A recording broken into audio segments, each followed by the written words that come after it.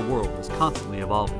As time moves forward, things change, which is why it's important to stay informed.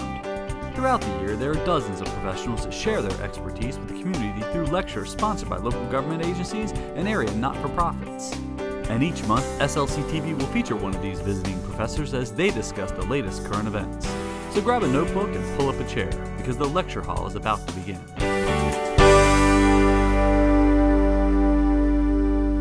And it's these two little animals up here that really got me really excited and kind of on the career path that ultimately brought me here. And it was we were doing, I was an undergraduate student there, and we were doing lobster research. And this is the California spiny lobster that you see on the right there. Pretty similar, a little bit similar to our Florida spiny lobster. And we were doing a lot of diving research, following these things around in the dens around, watching them move around from den to den in La Jolla, California. And that was just a wonderful introduction to underwater research, and that really got my passion going for that. And the little animal on the left is called Nabanax, and it's a sea slug.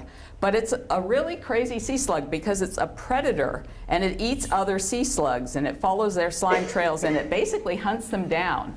And then at the front end of this animal is this giant pharynx that can extend and basically act like a giant vacuum cleaner and suck in its prey items. So it's just an amazing animal. But what got me really excited about it was that it leaves a chemical trail behind it as it moves to the sea and crawls around on the bottom. And as you know, my title of my talk is Chemical Signals in the Sea. And so I hope you probably saw that and went, well, what does that mean? But hopefully that will become clear as the evening progresses.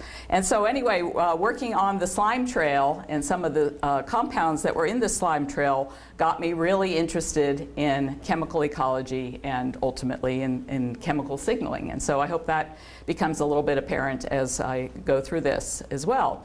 And then I ended up for 17 years at the University of Guam.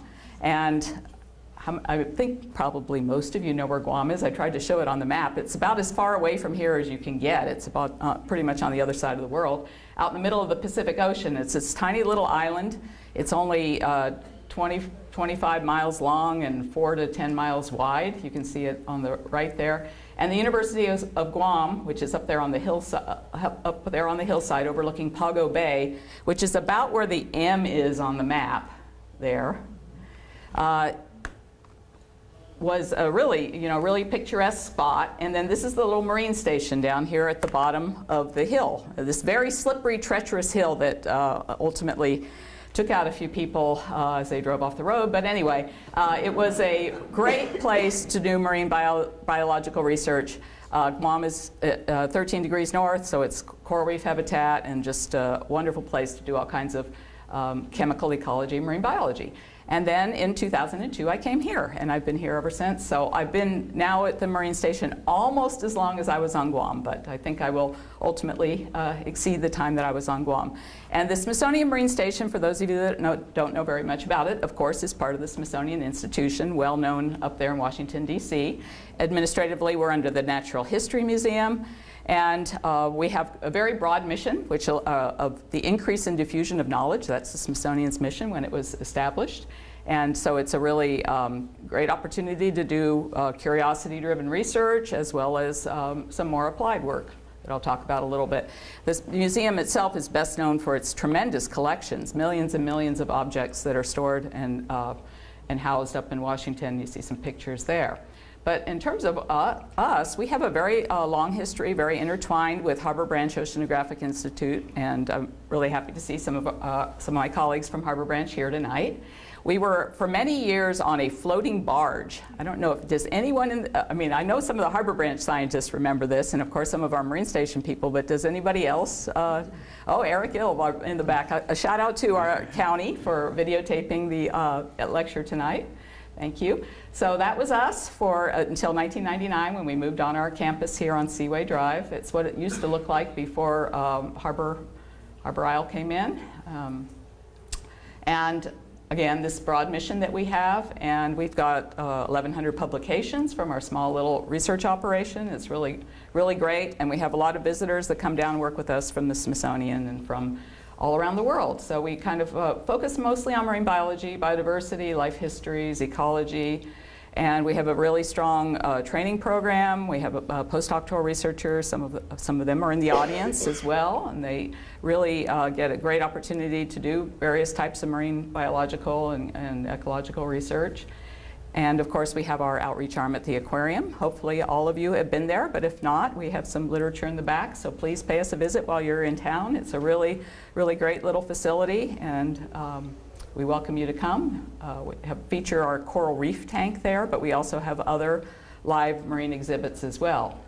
So now, kind of into the research a little bit. The Indian River Lagoon, of course, is where we're located, and it's a really, really important habitat on this coast. It's 150 miles up and down the east coast of Florida, and it's an extremely biodiverse habitat. So we've got thousands of species of plants and animals. It's broadly considered one of the most biodiverse estuaries in the United States. And I should take that off of there. Our website is currently down, but anyway, we do have a biodiversity inventory that we've been maintaining for a number of years. I wanted to just give you, this is just a hint of some of the research that's going on at the station. And if you saw my pre-show, you saw that we have our upcoming open house on February 28th, which is just a week from tonight. So please come by and see us, because that will give you a lot more insight into some of the work that we're doing.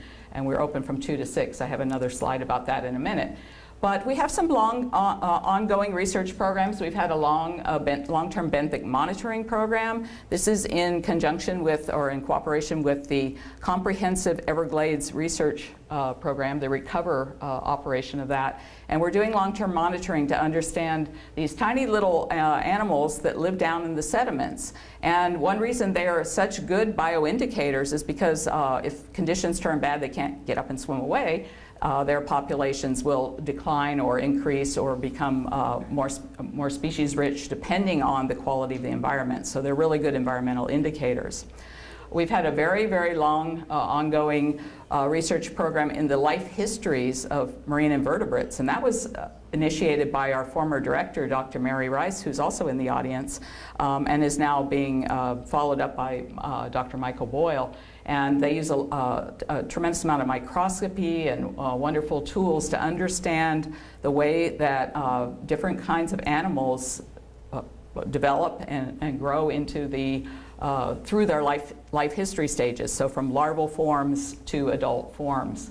And these are just some examples of marine larval forms that don't, the amazing thing about these is they don't really look anything like their adult forms in many cases. For instance, these are some sipunculin worms, a favorite of both Mary Rice's and Michael Boyle's. But some other animals you might be familiar with, this is the conch. Like if you went and had cracked conch, that's what a larval conch looks like. A sea star that's doesn't really look like an adult sea star. So these larval forms can move around in the plankton and ultimately become very different looking adults. We do a lot of work on important habitats like coral reefs, and a lot of my talk will focus on that, so I won't say too much more about that now. But we also have some ongoing seagrass projects and a lot of work in mangroves, oyster habitats as well. I have a little bit about that. Dr. Justin Campbell, who is just transitioning from the Marine Station to become a faculty member at Florida International University down in Miami, has had some cooperative networked projects in seagrass beds. Our first one had 4 sites. These were all Smithsonian sites in Florida. Well, 3 of the 4 are Smithsonian sites in Florida, and we had a Florida Key site. We now have an ongoing project funded by NSF that has 15 different sites scattered around the Gulf of Mexico, up into Bermuda, and around the Caribbean to understand these really important habitats and how anthropogenic changes like overfishing or nutrient enrichment can impact these habitats. And so you can see some caging experiments here. We're combining caging experiments with nutrient enrichment and other things to really try and understand these habitats over a broad geographical scale. And then our very unfortunately ongoing algal bloom problems that we've been having here in the Indian River Lagoon. This is from a brown tide in the Cocoa Beach area in 2016. This picture I don't know if you can see, but those are unfortunately floating dead fish there in the water. And so the brown tide is not actually toxic, but when it blooms, it can lower the oxygen in the water such that the fish can't really survive. And so that's how it can become lethal. But we were involved, along with other organizations such as FIT and Harbor Branch and others, in this algal bloom investigation that St. Johns River Water Management District funded a few years ago. And this was a really great project because brought a lot of teams together to try to better understand some of the control mechanisms on these algal blooms. And for instance, what our part of the project was mostly focused on is filter feeders. So all these tiny little animals like tunicates and oysters and sponges and bryozoans all consume particles out of the water. Filter feeders like bivalves do the same thing. So we have clams and oysters and mussels. And unfortunately, many of these bivalves, like oysters, have been historically more abundant than they are now. Much more prevalent 20, 50 years ago. And that's not just here. That's almost everywhere in the world. And so oyster restoration is a very important and ongoing activity. And I really came to appreciate these animals and their filter feeding capacity more than ever as I worked on this project with some of our postdocs who had spent a lot of time working on bivalves. And some of you may recall, if you were here last year, we had one of our lectures was by two of our postdoctoral researchers who had worked on this project. So I'm not going to say too much about it, just a quick overview. They called it Bivalves at Work, so that was a lot of fun. But all of these filter feeders eat either phytoplankton or zooplankton, all the tiny plants and animals that are floating around in the water column.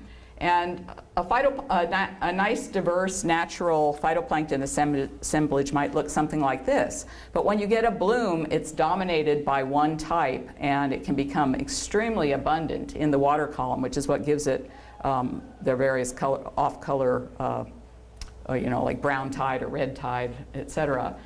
But we use these bivalve filter feeding devices that would actually take the water from the natural source. We used a variety of people's docks. We used a dock in Cocoa Beach, and the Banana River Resort let us use their dock. We had people really very helpful to us as we did this project.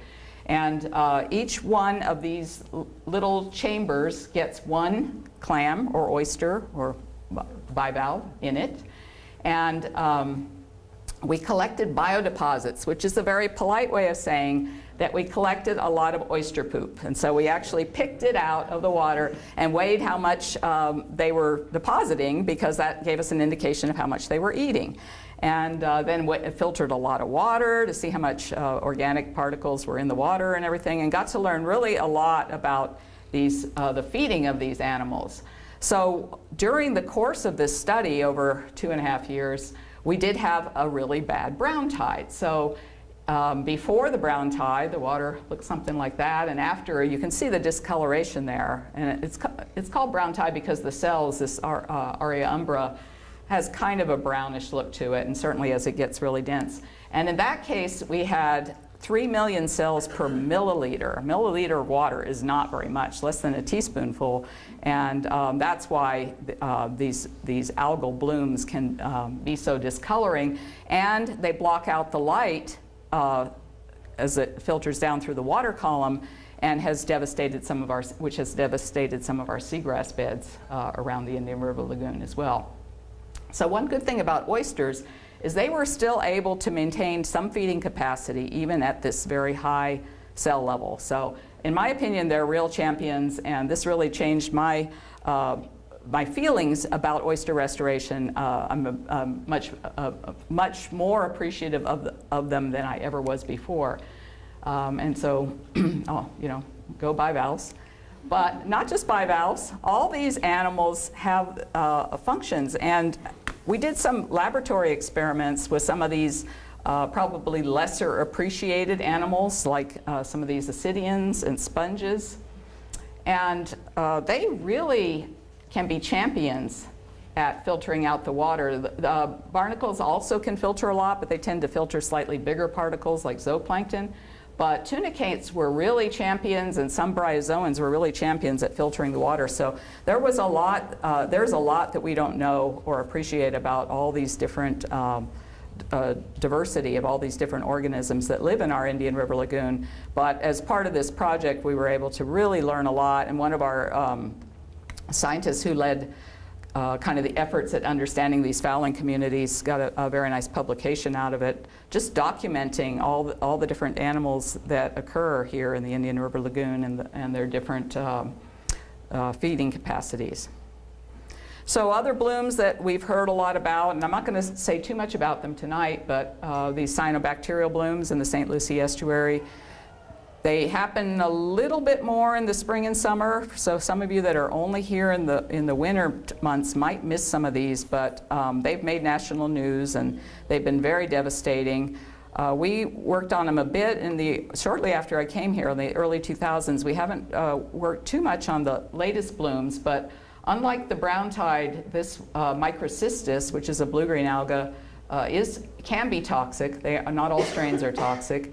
Amy Wright, who's in the audience from Harbor Branch, has been leading the efforts to try to understand some of the chemistry that these things are producing, because there's almost 100 different toxins or variants of these microcystins that are known, and a variety of other compounds that we don't even fully appreciate. So there's some rich chemistry there, and the compounds can be varying in levels of toxicity.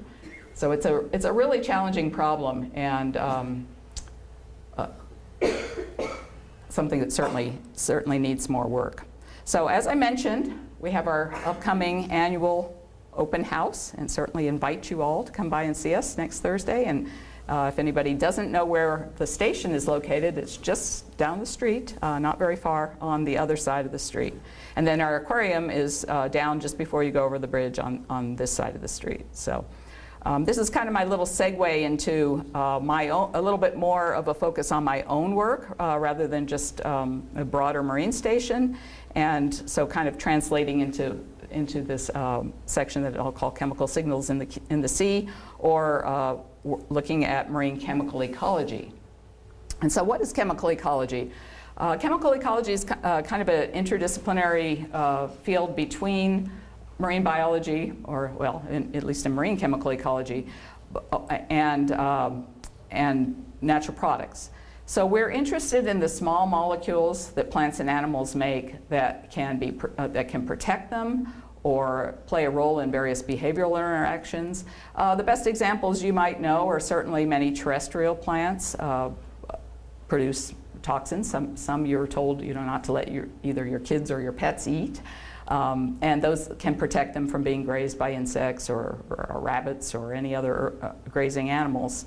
And so in the sea, we see the same things happen. And I want to try to give you a little bit of insight into that and into the nuance. And I think what really made me so passionate about this field was the link between the biology and the chemistry. And so both were very intriguing to me, and to be able to pull them together into marine chemical ecology has been just really a great research career.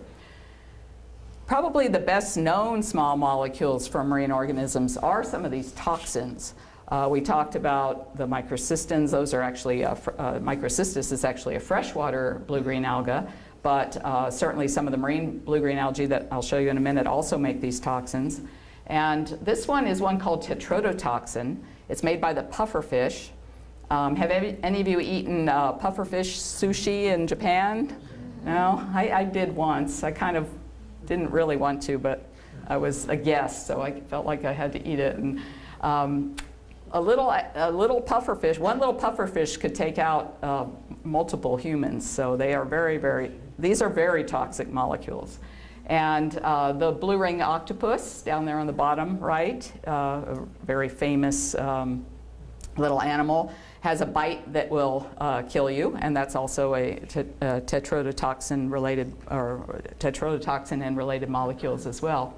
So these are the molecules that have gotten a lot of attention. The red tide toxins, like the brevetoxins that we hear about from predominantly the west coast of Florida, but last year it wrapped around and came over on our coast as well, which happens every now and then. So some of these molecules are extremely potent, extremely toxic.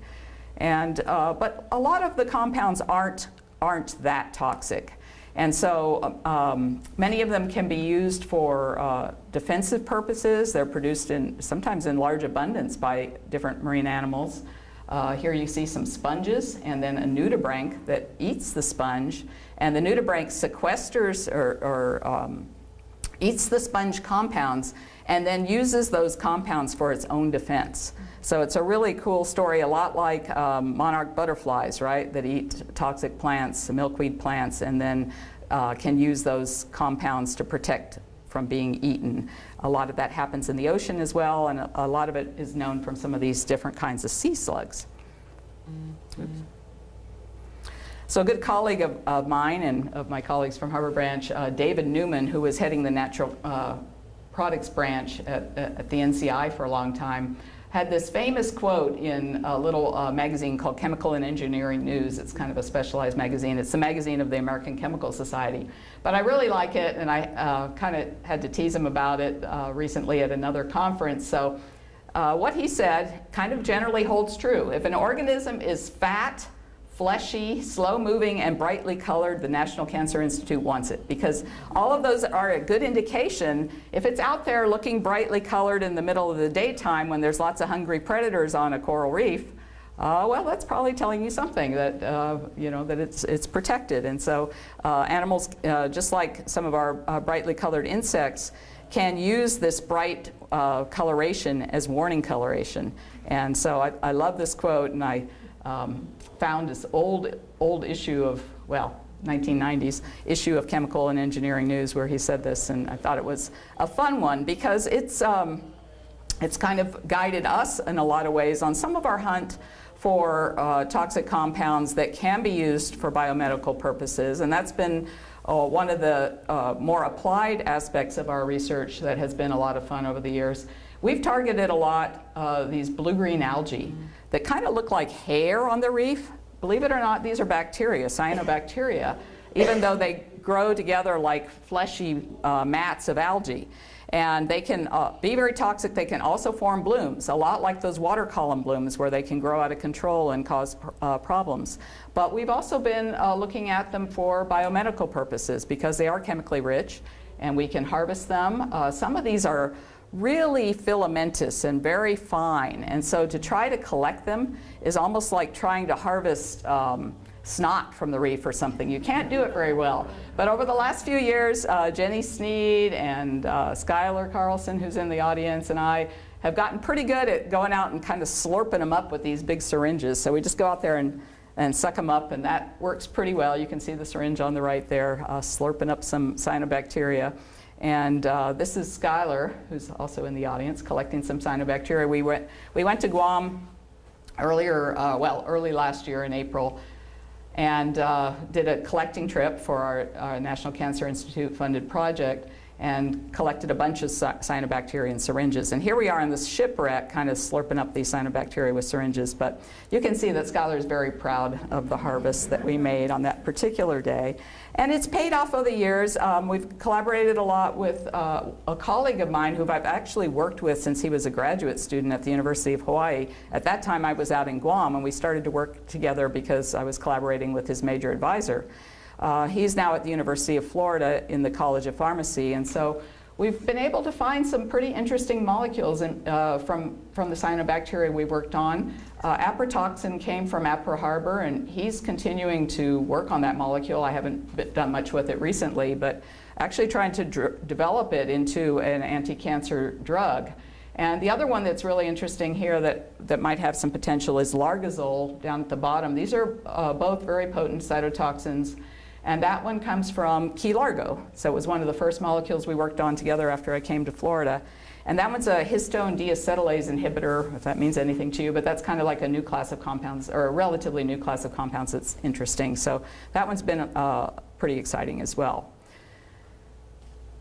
But not only are these cyanobacteria interesting from the biomedical perspective, but they are also very environmentally relevant because they are being documented to be overgrowing a lot of reef habitat. In Curacao, they've had they published a paper, some of the colleagues published a paper last year on 40 years of research where they've monitored reefs down in Curacao. And one of the main changes they've seen down there is seeing a lot more cyanobacteria grow. And that's probably a result of nutrient enrichment in a lot of reef habitats. At least that's been the conclusion of a lot of different researchers. This is one that we actually worked on some of the taxonomy for. A picture of this from Belize, this genus Dapis, which also occurs here in the Indian River Lagoon, but different species are here. So I'm going to move now into a little bit of different aspects of our work, talking about coral reefs in particular, and especially how some of the different types of herbivores or grazers on the reef can help control these algae and these cyanobacteria. So this is a picture of what a healthy reef might look like, where you have mostly invertebrates, relatively high coral cover, a few sea fans and things, and sponges, and relatively low algal cover. But what's happened is as reefs have died around the world, and in the Caribbean in particular, we lose coral to bleaching, which is up there on the upper left, and diseases. This is one called black band disease that we worked on. I'm not going to have time to talk about it tonight. Pollution and die-off of key herbivores like this long-spine sea urchin, Diadema. All of that has led to changes on reefs, and in particular a documented increase in algae and in some cases cyanobacteria as well on these reefs. And one of the best protections for the reef itself are the different types of herbivores or grazers that can eat this algae. So parrotfish in particular, this beautiful blue fish up there on the left, named parrotfish because of their beak-like mouth parts that can really crunch parts of the reef. And sea urchins in particular can really help keep the algal abundance down. And so one thing that we've seen in the last decade or so is a number of countries around the Caribbean are starting to enact legislation to protect parrotfish, and in some cases both parrotfish and surgeonfish, which is another type of grazing fish, and keep those from being harvested so much on the reef so that they can continue to graze and protect the reef. This little sea urchin, you'll see one if you go to our coral reef tank at our aquarium. It was a really important grazer in the Caribbean up until the mid-1980s when the population started plummeting all around the Caribbean, and it was attributed to some kind of disease, but no one to this day knows what caused this die-off. And at the time, it was about a 90% reduction in their populations, and they still haven't come back to pre-die-off levels in the Caribbean. Their abundance is way down. And after that, there was a lot of algal growth. So not only it's cyanobacteria, but other types of algae. These are some green algae called Halimeda. If you've done any snorkeling on the reef, you've probably seen these. These also have compounds in them that can protect them from being eaten. And so generally, if you're in a reef area with a lot of grazers around, if you see algae there, they're probably chemically protected. And that's the case for these. These are terpenes, like compounds like you might find in a lot of higher plants as well. And then I don't have, I could draw structures all night, but I'm not sure you want to look at them. But all of these algae are chemically rich, and they all can be abundant in reef habitats. We've got brown algae here, like Lobophora and Dictyota and other green algae. And one of the, I'm not sure how much many of you who know us here in Fort Pierce as the Smithsonian Marine Station, some of you may not know that we also run a little field station down in Belize. And this little field station has had a history that has been about as long as the Marine Station, so about almost a 50-year history with the Smithsonian, since the early 1970s. And for up until 2009, it was managed by a person out of the Natural History Museum in Washington named Klaus Rutzler, who was really instrumental in getting this marine station off the ground. But since then, we've been managing it here, and Zach Foltz and Scott Jones kind of do almost all of the work to keep this little field operation going down in Belize on this tiny little island. It's not much bigger than a football field, and you can see it there in the background, and we're the only thing that's on it, so it's a great place to do field research.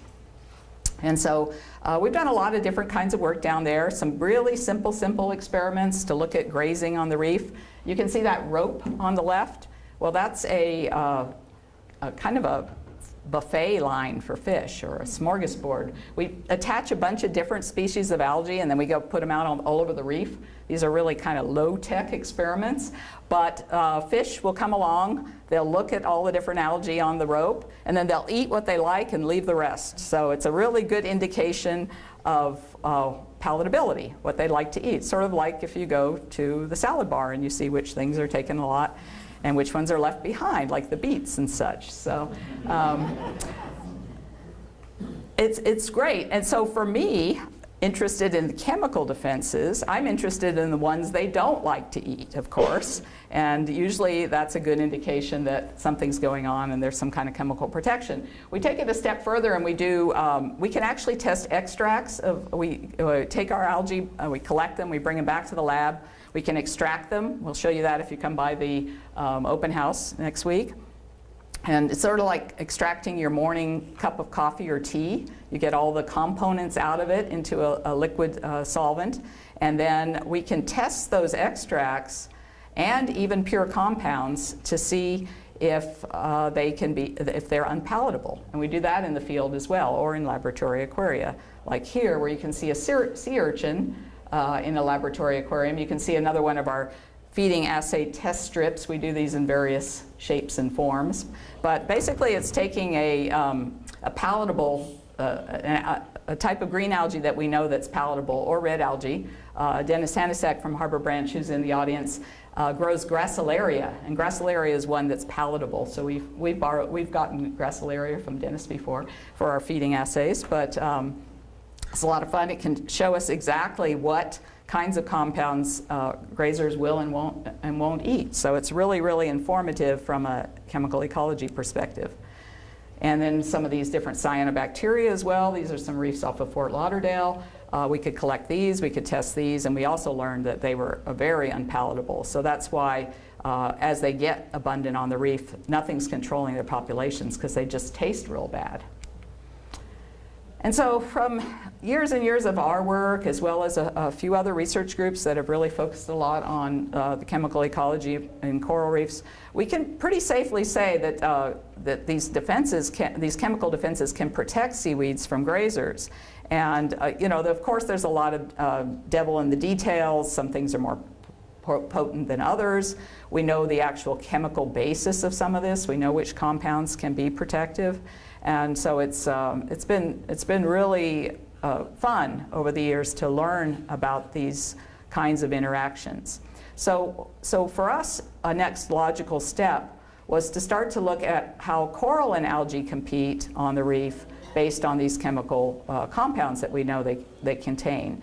And especially as coral populations have gone down and algal and cyanobacterial populations have gone up on the reef, you can see more and more examples where algae and corals directly interact. So they're overgrowing one another in some cases, or growing right up next to one another. Here's a cyanobacteria up here overgrowing this piece of coral.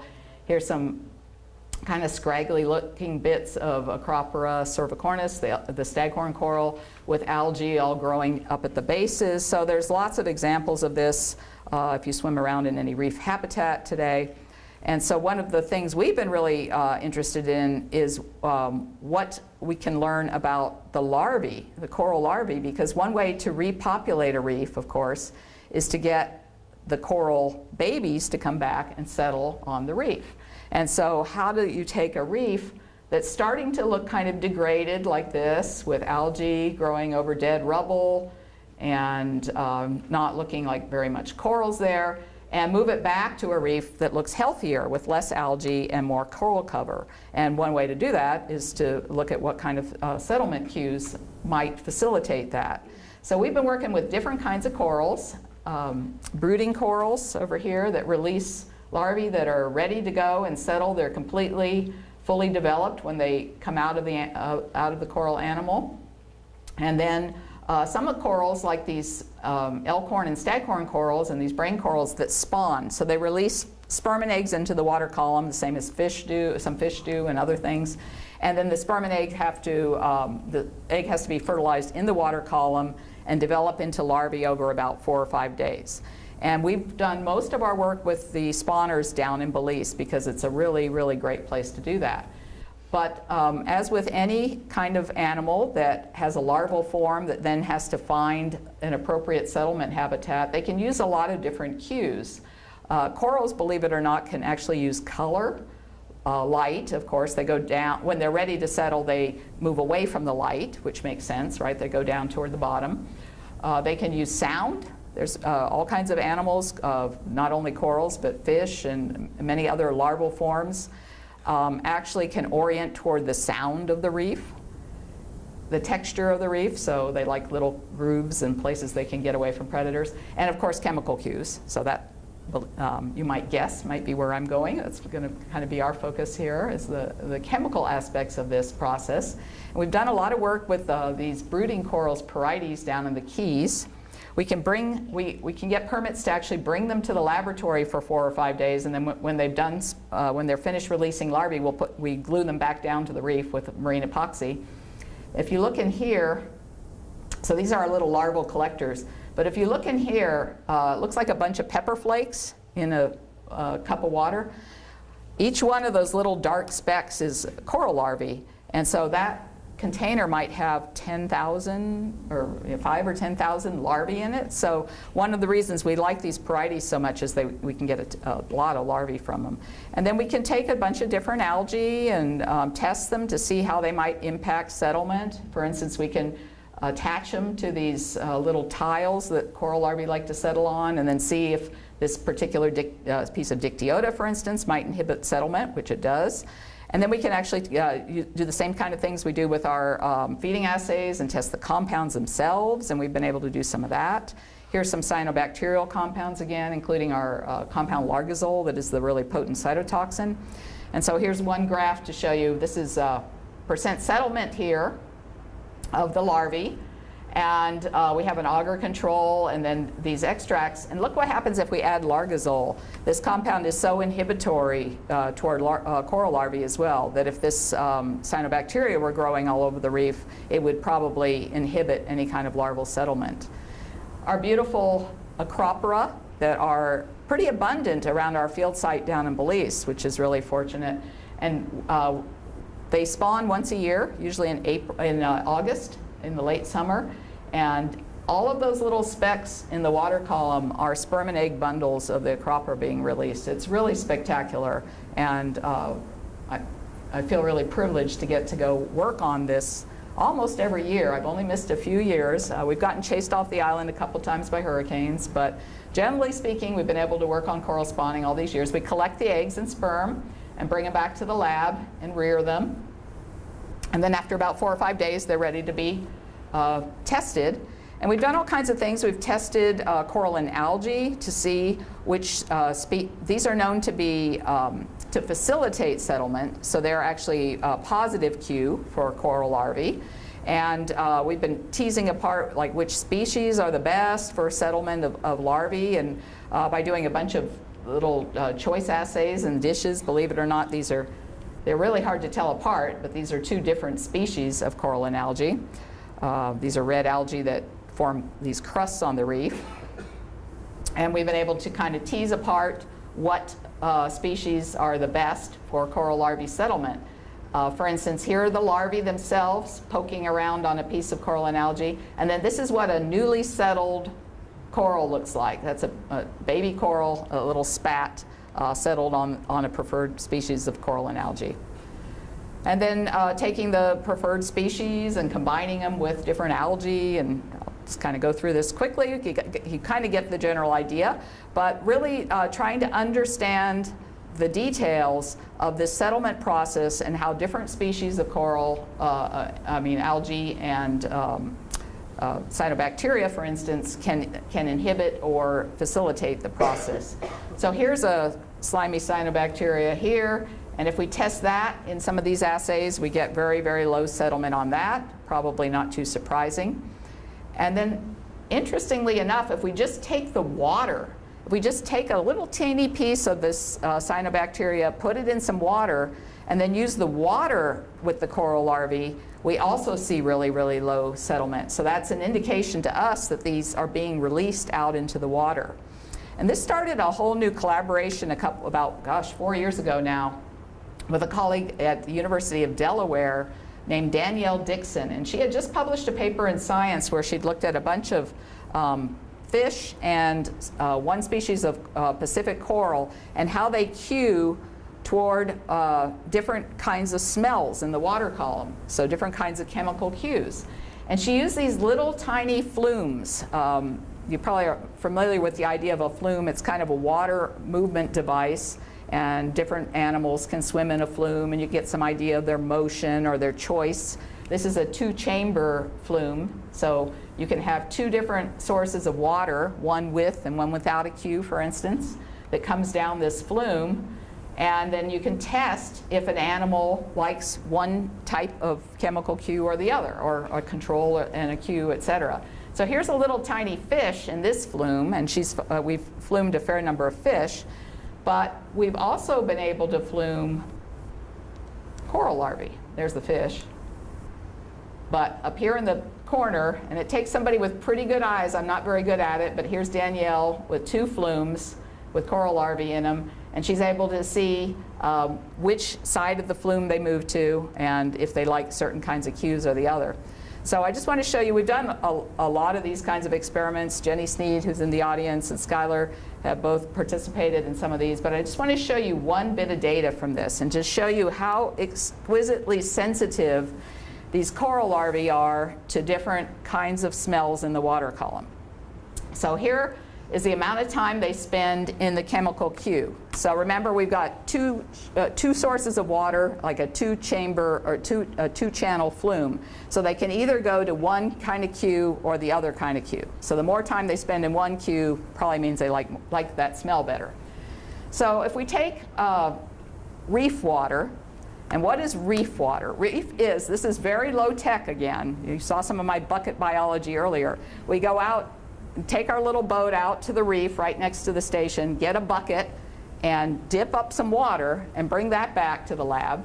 And then we go way offshore, out past the reef, out like a kilometer or so away to get away from reef smells and that sort of thing.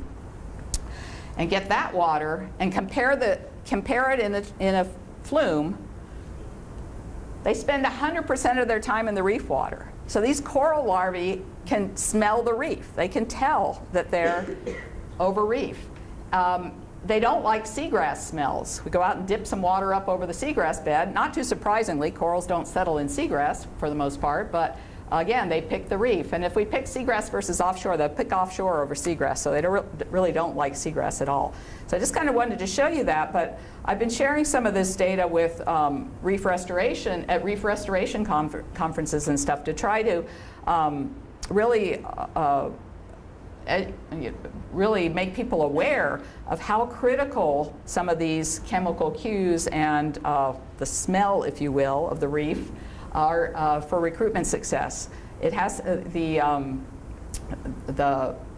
substrate, the place where these coral larvae and other kinds of larvae want to settle has to smell just right, basically, before they want to settle there. And some of these coral and algae are really, really important. They're very challenging to tell apart, so a lot of ecologists can't really tell them apart very well in the field, but they are also really important for larval settlement. So we're trying to understand these a little bit better.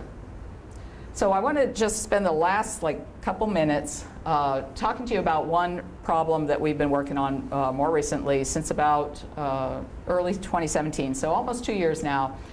And that is, there's a really kind of very devastating, kind of very surprising coral disease outbreak that's occurring on the reefs in Florida. And there are a lot of teams working on this. We've been working on it. Blake Ushijima, who's a postdoc with us, is in the audience, and he's been leading a lot of these efforts.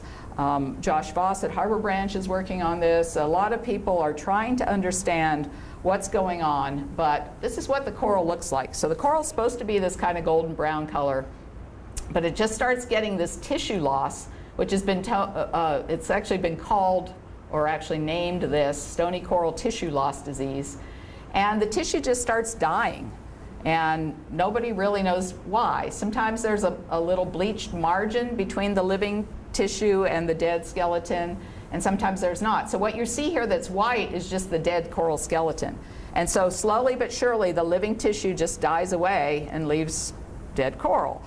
And nobody really knows what it is, but over the course of, since about 2014, when it was first detected in the Miami area, and this is 2014 now, and if you look in red, these are some slides that the Florida Department of Environmental Protection has provided. If you look in red here, this is where the kind of the original outbreak zone was. That's 2014. 2015, it's moving north and south. 2016, moving north and south. 2017, it started getting into the Middle Keys.